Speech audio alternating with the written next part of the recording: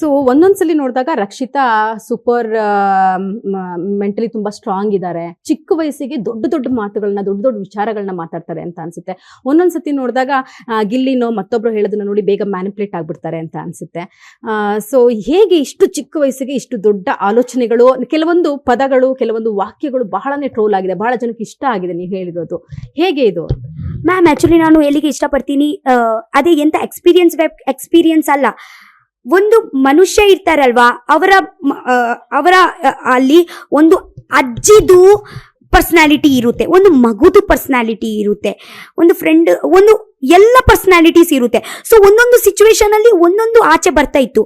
ಒಂದು ಸಿಚುವೇಶನ್ ಅಲ್ಲಿ ನಾನು ಹೇಗಂದ್ರೆ ತುಂಬಾ ಚಿಕ್ಕ ಆಗಿರ್ತೀನಿ, ನನ್ಗೆ ಎಂತ ಗೊತ್ತಿಲ್ಲ, ನಾನು ಒಂದು ನನ್ಗೆ ಬುದ್ಧಿ ಇಲ್ಲ, ನಾನು ಒಂದು ಎಂತ ಹೇಳ್ತಾರೆ, ಇಷ್ಟು ದಡ್ಡಿ ನಾನು, ಹಾಗೆ ಇಡ್ತೀನಿ ನಾನು, ಎಂತ ಗೊತ್ತಿಲ್ಲ ನನಗೆ. ಒಂದೊಂದು ಟೈಮಲ್ಲಿ ನಾನು ಅಜ್ಜಿ ಆಗಿ ಅದೇ ಒಂದು ನನ್ನ ರೂಪ ಹೊರಗೆ ಬರುತ್ತೆ, ಒಂದೊಂದು ನಾಗವಳ್ಳಿ ರೂಪ ಹೊರಗೆ ಬರುತ್ತೆ. ಸೊ ಎಲ್ಲ ಒಂದೊಂದು ರೂಪ ಒಂದೊಂದು ಸಿಚುವೇಶನ್ ಅಲ್ಲಿ ಬರುತ್ತೆ. ಅದೇ ಎಲ್ಲರಿಗೆ ಅಷ್ಟೇನೆ.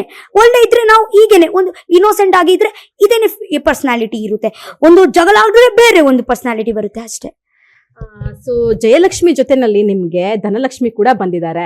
ಸೊ ಮುಂದಿನ ನಿಮ್ಗೆ ಸಿಕ್ಕಿರುವಂತಹ ಬಹುಮಾನನ, ಹಣ ಅಂದ್ರೆ ಕ್ಯಾಶ್ ಪ್ರೈಸ್ ನ ಯಾವ ರೀತಿ ಯೂಸ್ ಮಾಡ್ಕೊಳ್ಬೇಕಂತ ಅನ್ಕೊಂಡಿದ್ದೀರಾ? ಹಸು ಕಟ್ತೀನಿ ಅಂತೆಲ್ಲ ಅಂತಿದ್ರಿ, ಆ ಆಲೋಚನೆ ಯಾಕೆ ಬಂತು?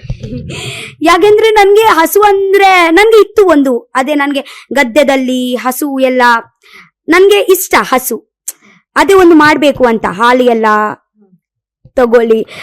ಬಟ್ ಇವಾಗ ಸದ್ಯದಲ್ಲಿ ಇವಾಗ ಬೇಡ. ಇವತ್ತೇ ನಾನು ಜಸ್ಟ್ ಬಿಗ್ ಬಾಸ್ ಮನೆಯಿಂದ ಆಚೆ ಬಂದಿದ್ದೀನಿ, ಹಣ ಇವತ್ತೇ ನಾನು ಸೈಡ್ ಅಲ್ಲಿ ಇಟ್ಟಿದ್ದೀನಿ.